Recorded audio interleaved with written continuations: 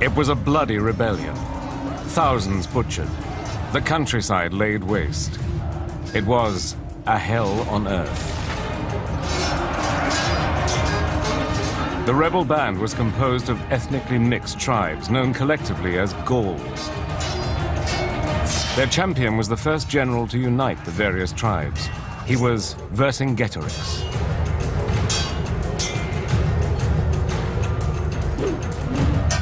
His nemesis was one of the most celebrated and ruthless generals in history, Julius Caesar.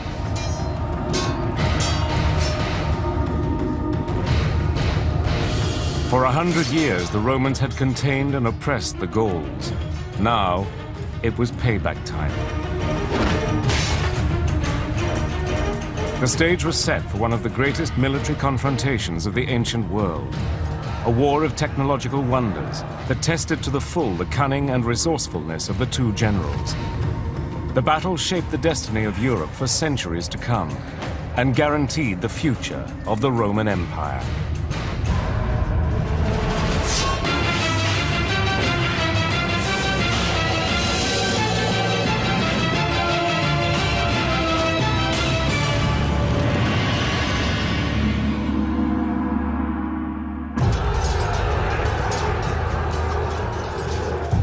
The year was 52 BC. For 6 years, Julius Caesar had conducted a savage campaign, the goal of which was to conquer the territory called Gaul and turn it into a subject province of Rome.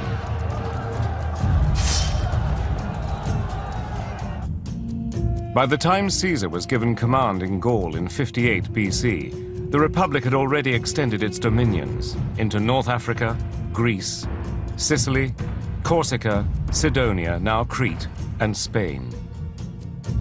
But Rome had never been able to subdue its warlike neighbor to the north, Gaul.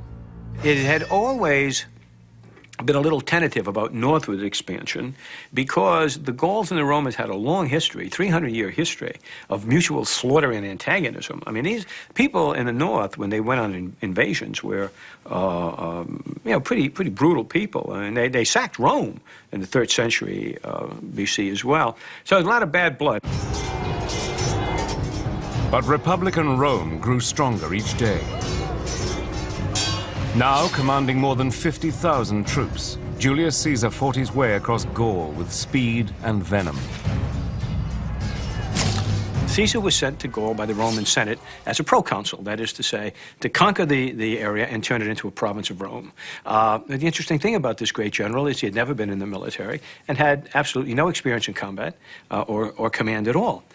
So why then do we regard him as a great general? It's a fair question to ask. And the answer is he was the first Roman general to leave not only his memoirs, but a detailed account of all his campaigns, which of course point to his brilliance and nothing else. Caesar wrote enough about the 6-year Gallic War to fill 7 volumes. While he regarded himself as a military genius, his successes were, in part, due to the high quality of his army.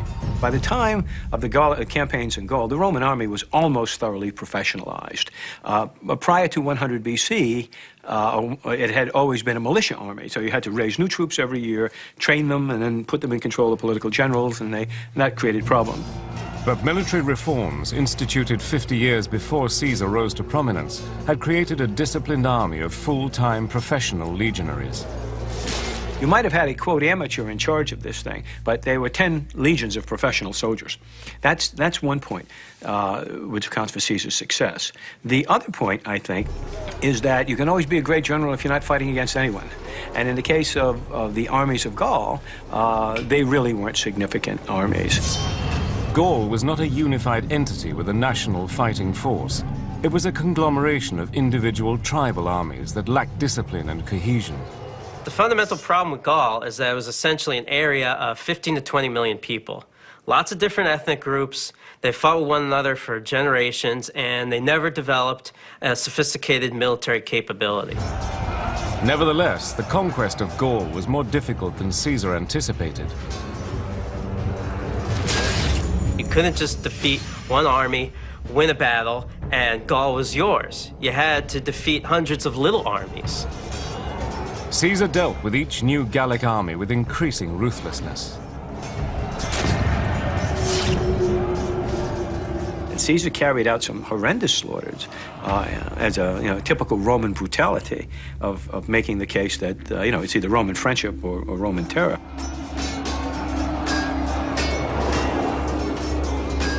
Caesar's really was a reign of terror. He destroyed entire villages, killed everyone in them, and then he went on to the next one. Absolutely brutal. And inevitably, over a period of 6 years, what had happened was basically Roman control in Gaul was pretty much established. But underneath it all was a simmering spirit of hatred for the Romans and spirit of revolt, just looking for a leader to spark it. Enter Vercingetorix, the charismatic leader of the Arverni tribe.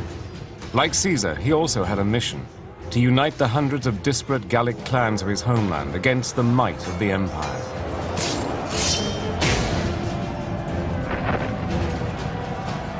Vercingetorix was a worthy adversary to Caesar.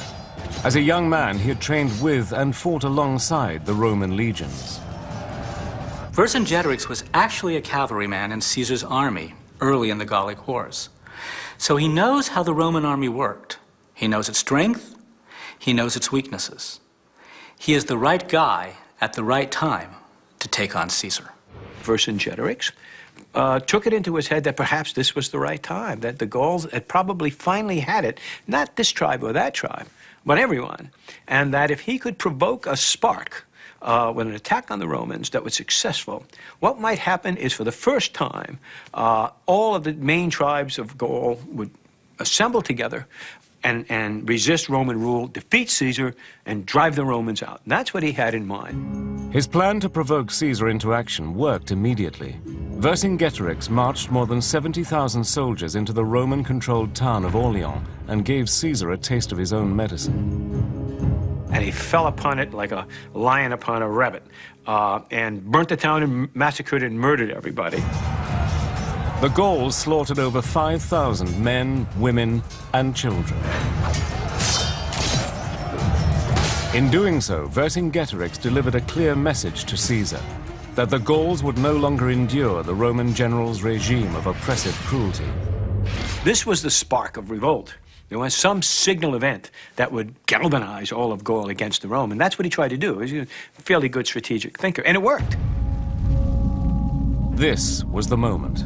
There was now no turning back for Vercingetorix.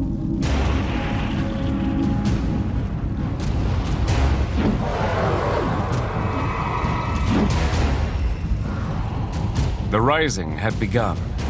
He and Caesar were set on a collision course to total war.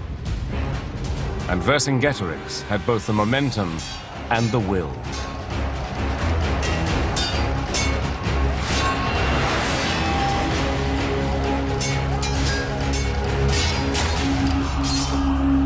Soon he's scoring more victories. He has a massive army behind him, and he's using it well. Suddenly, this guy is unstoppable. Despite outnumbering the Romans, Vercingetorix knew that his massive but disorganized force would lose a conventional battle against Caesar's highly trained professional army.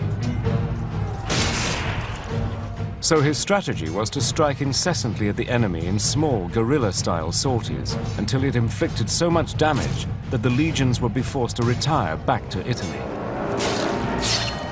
Vercingetorix has a policy just to keep harassing the Romans, keeping them away from food, generally giving Caesar a headache.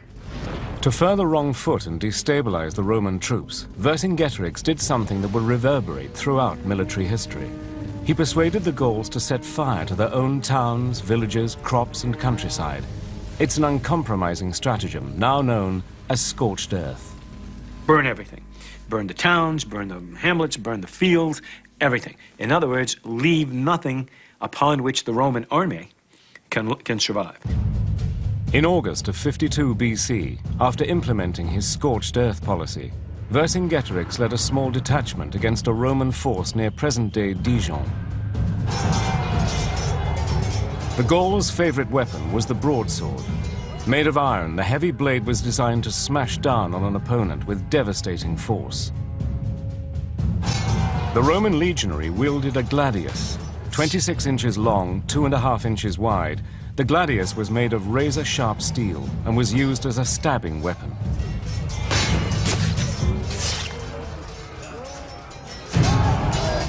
After several hours of close combat at Dijon, Vercingetorix, in his signature hit-and-run style, retreated. The plan appears to have worked. From Dijon, the Romans began to retire toward the Italian border.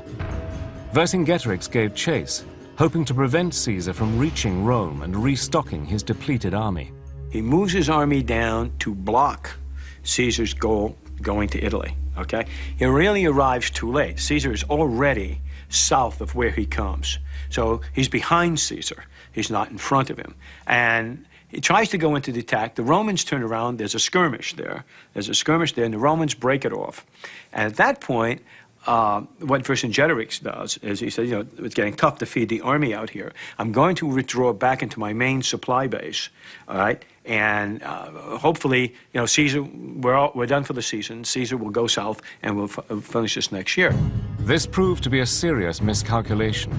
Thinking that Caesar would retreat all the way to Rome, Vercingetorix began to take his army back to its base at Alesia, a fortified town impregnable except to famine. But Caesar wasn't going home. He was going after Vercingetorix.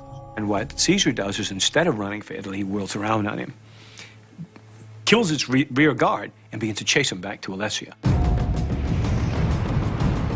As Caesar attacked the Gallic rear guard, Vercingetorix and the remainder of his troops sought refuge in their walled town of Alesia. Within days, Caesar's 50,000 legionaries had surrounded them. I mean, they just kept coming and coming. A total of 10 Roman legions suddenly surrounded Vercingetorix. He must have said to himself, what the hell have I gotten myself into here? Vercingetorix had enjoyed substantial success in waging a guerrilla war against Caesar. But at this moment he was trapped, and the small advantage the Gauls held had completely evaporated. This was Caesar's kind of battle, and he was about to conduct one of the most amazing siege operations the ancient world had ever seen.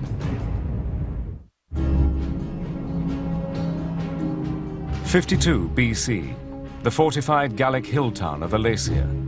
The Roman military commander, Julius Caesar, and more than 50,000 Roman soldiers had trapped 70,000 Gauls and their revolutionary leader, Vercingetorix, inside its walls. Alesia is so important because it's a big final cataclysm. It's the last shot, militarily, at stopping the Roman control of all of Gaul. Alesia was the present-day town of Alise-Saint-Reine, near Dijon in France. It was protected by a surrounding wall about 5 miles in circumference and probably no more than 6 feet high. Home to about 10,000 people, Alesia was situated on a mountain approximately 1,500 feet above a wide valley which was surrounded by hills. Through the valley around the town ran 2 small rivers, the Ossa and the Osserane. It was well protected, giving the Gauls a strong defensive position. Nonetheless, Caesar decided to lay siege to Alesia, initiating a military campaign unlike any other in history. The siege works created by Caesar are just ingenious. And I can't find anyone or any source to say that his siege techniques that he used there had been used before. Caesar possessed the most sophisticated siege technology of the age. The army was equipped with a catapult called an onaga. Known as the wild ass for the power of its kick, it was capable of launching a 100-pound projectile 400 yards. The Romans also employed the ballista. Latin for stone thrower, the ballista fired lead shot up to 100 yards.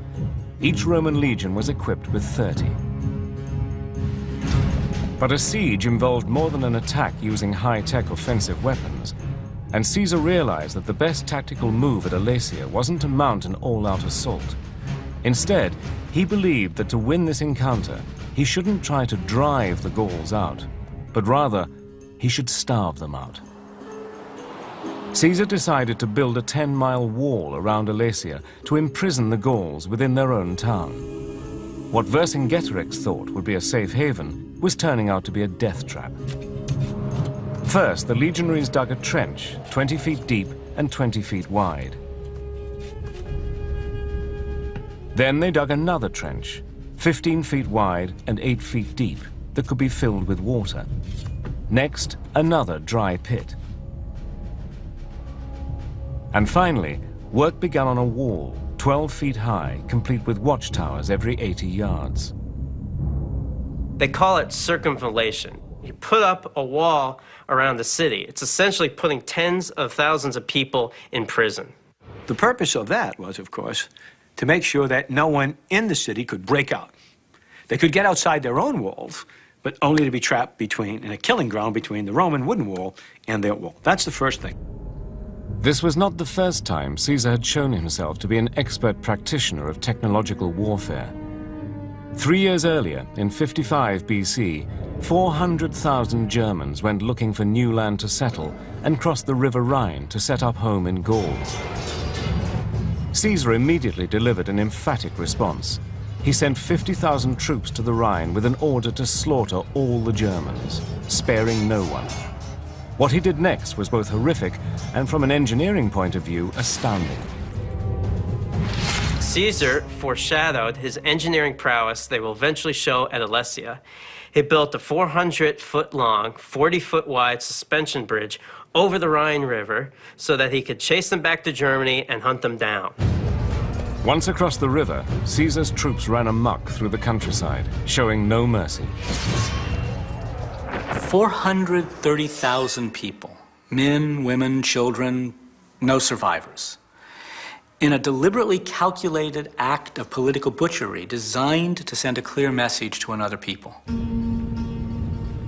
Brutality aside, Caesar's spanning of the Rhine stands as a remarkable engineering achievement. He built the bridge over a wide and fast-flowing river in only 10 days. It was incredible. I mean, he built it with posts and beams and cabling. And the reason he built it was to say to the Germans, look, the Rhine isn't a barrier. We can come and get you anytime we want. After the butchery was over, the Romans went back to Gaul and burned the bridge behind them. At Alesia, Caesar employed his technological superiority again, this time to pen the Gauls inside their city.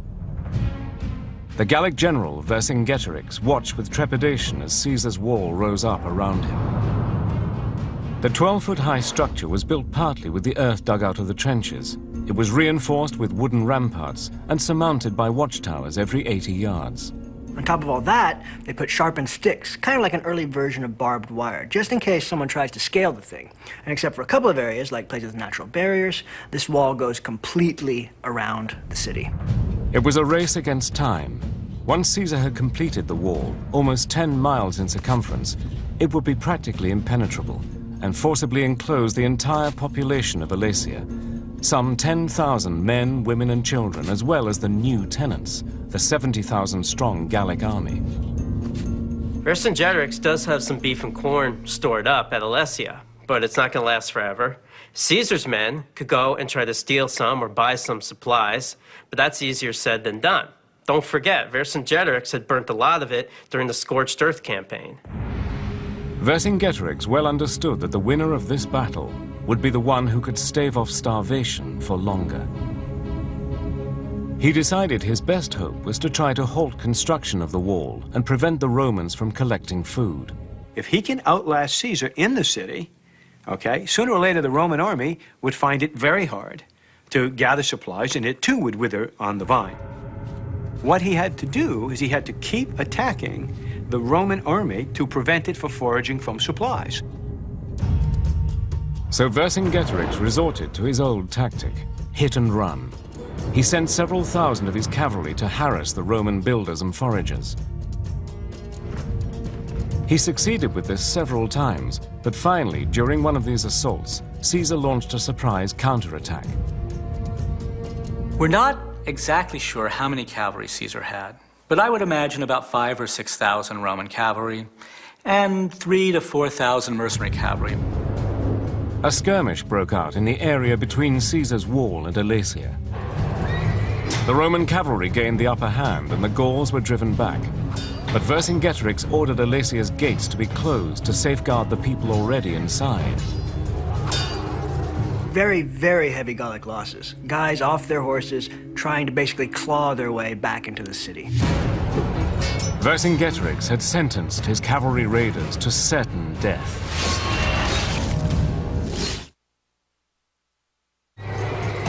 '52 BC, the siege of Alesia saw its first bloodshed. A cavalry skirmish led to an horrific end for the Gauls. Despite winning this little skirmish, Caesar decides to up the ante in terms of the siege works. He orders more trenches to be dug, anti-personnel devices to be installed, and death traps to be built. Booby traps with lethal sharpened wooden spikes called chippy were planted in the bottom of the trenches. Iron barbs called stimuli were spread out in front of the walls to puncture soldiers' feet and horses' hooves. Flooded moats were there, trees knocked down to create obstacles, and covering it all would be whatever field guns they had, and arrows, archer fire, slinger fire, missiles. They could literally sheathe fire into an impact zone. After only 5 weeks, the 10-mile wall equipped with pitfalls, obstacles, and anti-personnel devices was complete. The Gallic general Vercingetorix was forced to take an audacious gamble. He sent his entire 15,000-strong cavalry force to ride across Gaul to recruit volunteers from the other tribes. Well, this seems to be a smart move. Think about this for a minute.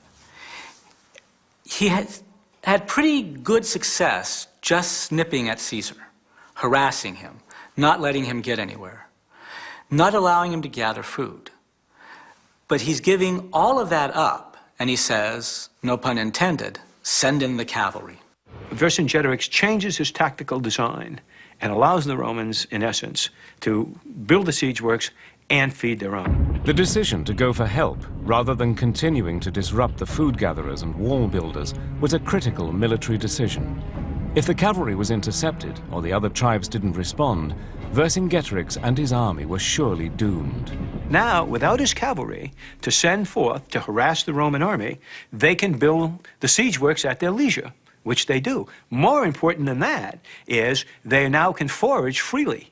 And what Caesar understands is clearly, what does he say? He orders his commissariat to make sure you collect a 30-day supply of grain. Caesar knew that if the Gallic cavalry did return with significant reinforcements, it could spell his defeat. To defend against this possibility, he decided to build another wall, about 400 yards outside the first. Caesar's first wall kept Vercingetorix in. The second was designed to keep reinforcements out. But it would also contain 50,000 of his own men who had to camp in between the two structures. Outside this wall of circumvallation, you construct a second wall called contravallation, Latin contra, against.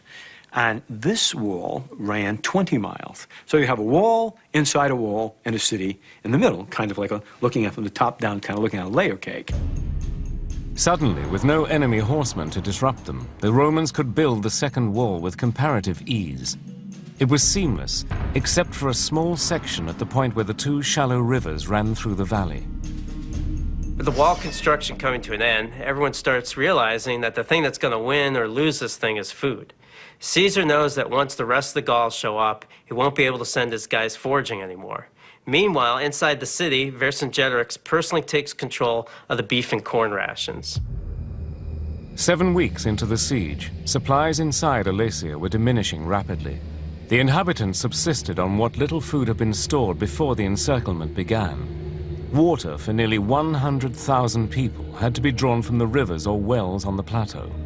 There's a story about one of Vercingetorix's tribesmen saying to him, let's just eat the dead soldiers and the citizens of the town. We could live a long time like that. This wouldn't have been the first example of cannibalism, and it won't be the last. Think of the Donner Party in our own history. You know, the old history books always call the Gauls barbarians, but they obviously had some humanity. Vercingetorix didn't allow this. But he soon realized there were just too many hungry mouths to feed, and devised a plan that he hoped would save the lives of some of the women and children. What he did is he sent them off to the Roman wall, essentially saying, look, let these people go, there's no point to this, or actually take them in as slaves. Caesar rejected the offer. His own men were on the brink of starvation because the land around Alesia had been rendered utterly barren by the Gauls' scorched earth policy. He had scant sympathy for the desperate Gallic women and children, who had no choice but to turn around and go back to Alesia. But Vercingetorix didn't want them back. Having gotten rid of this large number of people that he no longer had to feed, that Vercingetorix himself refused to allow them back in the city walls, so that the women and children, large numbers of women and children, were trapped between the outer city wall and the inner Roman wall, where they were allowed simply to die of starvation. Perhaps as many as 3,000 women and children were penned inside the no-go area, pawns in the battle of wills between Vercingetorix and Caesar. All these pathetic souls just languishing in this kind of limbo. They're literally caught in the middle of this fight. No one wants them. In this grim test of nerve, Vercingetorix was the first to relent. Finally, the gates to Alesia open, and the townspeople re-enter. Caesar wins the Battle of Wills. Now the Gallic leader, Vercingetorix, doesn't get to transform his headache into Caesar's. And Caesar gets to remind people of just what kind of man they're dealing with. The outlook for the Gauls was bleak. But then, 3 days later, a relief army some 60,000 strong appeared on the horizon. It was led by Comminus, or Commius, of the Atrebates tribe, a man Caesar knew well. Comminus had been an ally to Caesar early on in the Gallic Wars. Vercingetorix had actually fought for Caesar also. So it was a real betrayal for Caesar to have these guys coming against him. He immediately went on the offensive. Marching his infantry to the wall, he attacked the small number of Roman soldiers stationed outside it. The Gauls were amazingly organized for a bunch of tribes that hadn't fought together until recently. They had infantry mixed in with the cavalry and covered the whole thing with archers and slingers.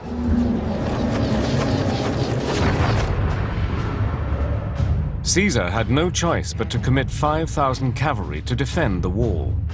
They rode into a dense hail of arrows. Just when it seemed the Roman defenses would collapse, Caesar sent in reinforcements.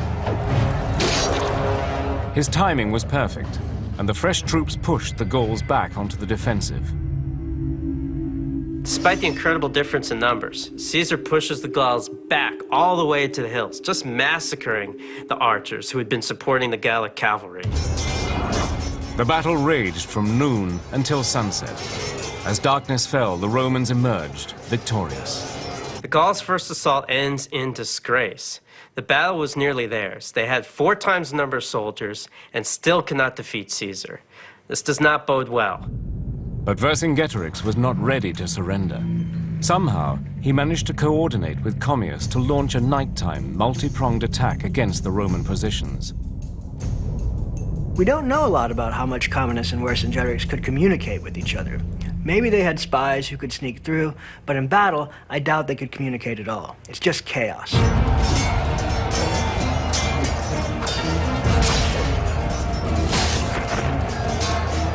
Vercingetorix himself led the force attempting to break through the inner wall. Commius and his men attempted to scale the outer wall. A third Gallic force, also on the outside, tried to break through the outer wall on the far side of the city. The Gauls are learning, trying different tactics. This time they've got the cover of darkness on their side, and they've got ladders and wall hooks to scale the walls. Unfortunately for the Gauls, Caesar still has the upper hand. Up in the siege tower, he can easily see exactly what the Gauls are doing. Holding the high walls, the legionaries easily repelled the Gauls below. They were launching arrows, but also just this huge supply of stones and sharp sticks. Nothing sophisticated, but I wouldn't want someone standing 12 feet over me throwing stones at my head. You're trying to fill in these ditches and moats, and the whole time people are throwing deadly debris at you. In between the walls, Vercingetorix was being pummeled mercilessly. And on the other side of the city, Caesar's siege machines were working to great effect. The little presents that Caesar planted, the anti-personnel devices, are really paying off here. These guys can't take a step without falling 10 feet onto a huge spike or getting a hook caught in their legs. Caesar's brilliant siege planning was proving too clever for the Gauls. Comnenus is being beaten on the outside, Vercingetorix is being beaten on the inside.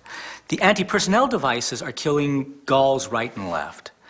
And they both have this constant rain of Roman throwing spears and arrows coming down on them. By daybreak, all the Gallic forces, both inside and outside the walls, were forced to withdraw. Once again, Caesar was the victor. It's got to be driving Comnenus and Vercingetorix crazy. They have 3 times the army, yet they're spending most of their time filling up ditches and dying at the hands of the Romans. Caesar's like a master chess player. By imprisoning Alesia, then building the second wall to repel the Gauls from the outside, he's neutralized the numbers advantage the Gauls have. Absolute genius. 5 more days passed. Starvation was taking its toll on the Gallic defenders. In increasing desperation, they tried to think of something, anything, to stop the Romans. They were already beaten back twice, but they had to do something. The people inside were beyond being out of food. Finally, Vercingetorix discovered the weak spot in the Roman outer wall near the foot of Mount Rhea. Because of the Ossa River running through it, Caesar couldn't join up his outer wall completely. This gap, Commius hoped to exploit. So what they do is they sneak under cover of night to that weak spot tucked between the 2 hills, and they stay hidden in the woods. At noon the next day, they attacked. Commius' men swarmed through the opening in the wall and laid into the Roman infantry.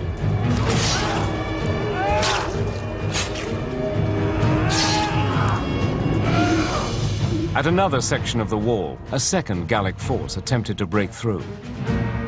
The second Gallic force begins to overwhelm the wall. The Romans are simply running out of stuff to throw at them.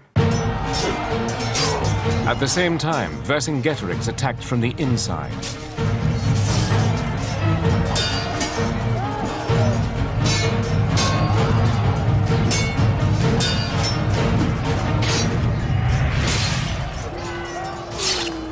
Caesar coolly observed this 3-pronged Gallic attack from the high vantage point of his siege tower. Historians like to debate whether Caesar was really such a great tactician. But what he did at that final battle, it was like conducting an orchestra. He decided to commit 3,600 troops to support his defenders at the gap in the wall. He ordered reinforcement cavalry to come around from the northeast side to help protect the weak spot. But at the same time, the Gauls sent another 20,000 troops into the gap in the wall. But you see, 20,000 men isn't going to do you a lot of good when you're trying to funnel them through essentially a narrow gap between 2 rivers while you're being opposed on both sides by legion camps and in the front by a ditch and a wall. While Caesar watched, the Gauls changed tactics. If they couldn't get through the wall, they would tear it down. By now, they're at the wall, and they're just tearing at these with these mural hooks. They're iron hooks designed for tearing down the walls of a besieged town. Everything's kind of backwards because of Caesar's walls. Usually it's the conquering force that's using mural hooks, not the defenders. The battle raged on all 3 fronts, neither side yielding.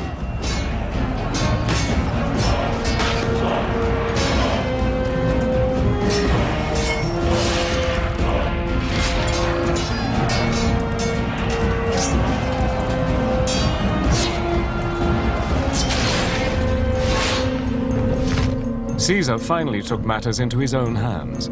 He personally led 2,400 more men into the fray.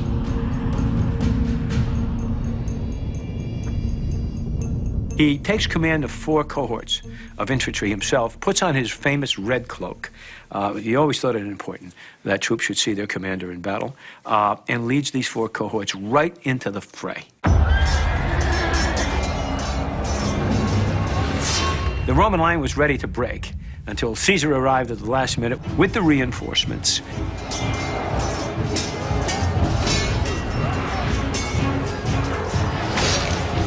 And there he is, hacking at Gauls with his gladius, absolutely butchering them.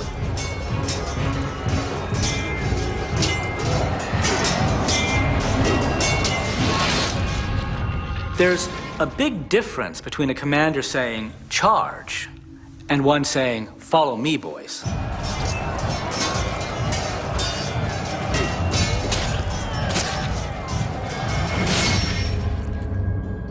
Patton wore a red cloak just because of Caesar. Now that Caesar's there, the Roman legions put down all these pilum and javelins and things that they were throwing from a distance, and they pick up their swords and they just charge the Gauls.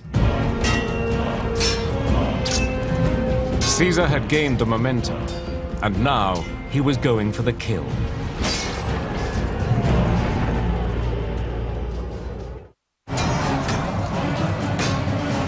More than 2 months into the siege of Alesia, Julius Caesar, wearing his famous blood-red cloak, led 2,400 men into battle against the Gauls.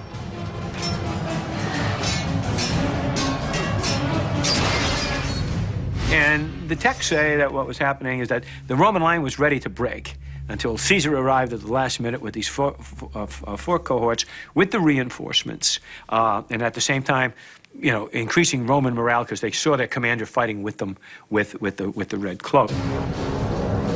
By evening, Caesar had gained the upper hand. He pursued the Gauls to their camp and cut them down like animals.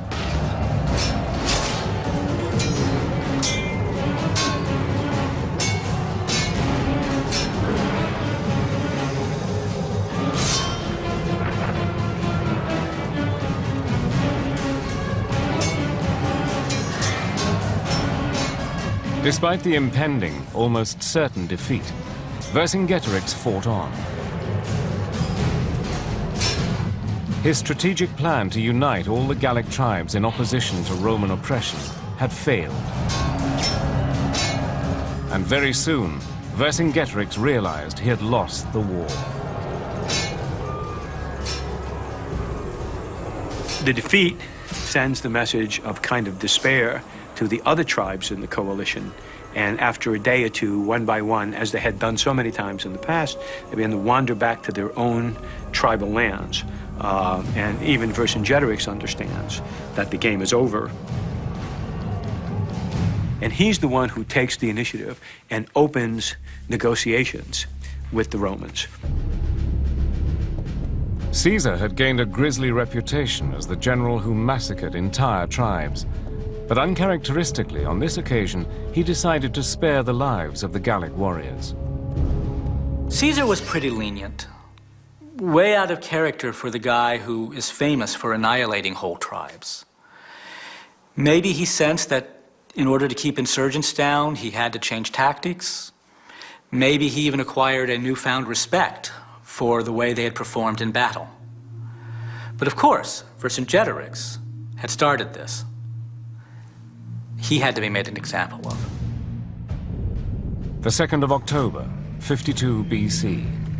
After nearly 2 months of hunger and suffering, heroism and bloodshed, Vercingetorix surrendered. Vercingetorix puts his best armor on and marches through the gate. Comes right up to Caesar. And the thousands of Romans massed behind him and knelt in submission. You can imagine the scene. Here's this guy who had dared to challenge Caesar, coming face to face with him.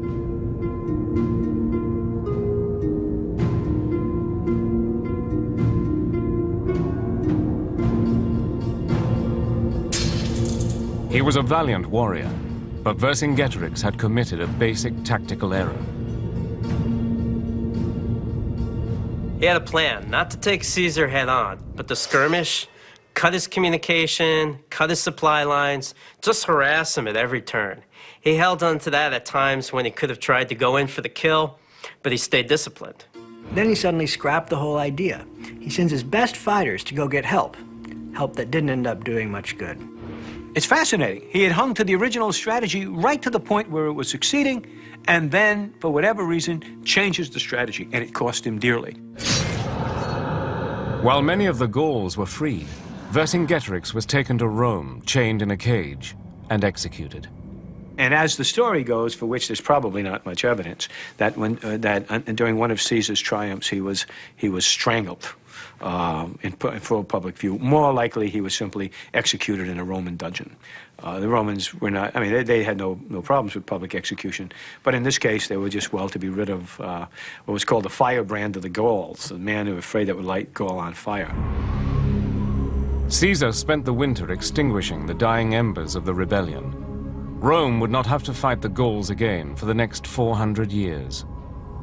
One can compare Caesar to William Tecumseh Sherman, of the March through Georgia fame. In 1867, he was given the job of breaking the resistance of the Indians in the West. He used the exact same tactics, scorched earth, massacre, removal, starvation, against the Amerindian tribes that Caesar had against the Gallic tribes, and with the same results. He won. The Amerindians were settled on reservations and became American. Alesia was a huge personal triumph for Julius Caesar, who at times had been the besieged as well as the besieger. And the outcome of this battle provided more than mere dramatic material for the victorious commander's memoirs. The Battle of Alesia, in the long run, was one of the most beneficial things that happened to all of Europe, because what it did is it allowed the thorough Romanization of an enormous area from the Rhine all the way to the Pyrenees. What today we would call Western Europe was civilized and organized as a province of Rome, and then became, under the empire, essentially Italy and Rome itself. It got to a point where the Gauls never thought of themselves as anything except Romans. Some historians say that Caesar's Gallic campaign was nothing but a vicious reign of terror. But at Alesia, he employed brilliant tactics to defeat a large army assailing him from 2 directions. The result was that Caesar not only destroyed the Gauls' fighting force, but he also united under Rome the tribes and the land that would develop into the independent nation of France. And it all was made possible, ultimately, by the brilliance of a Julius Caesar and the defeat of Vercingetorix at the Battle and Siege of Alesia.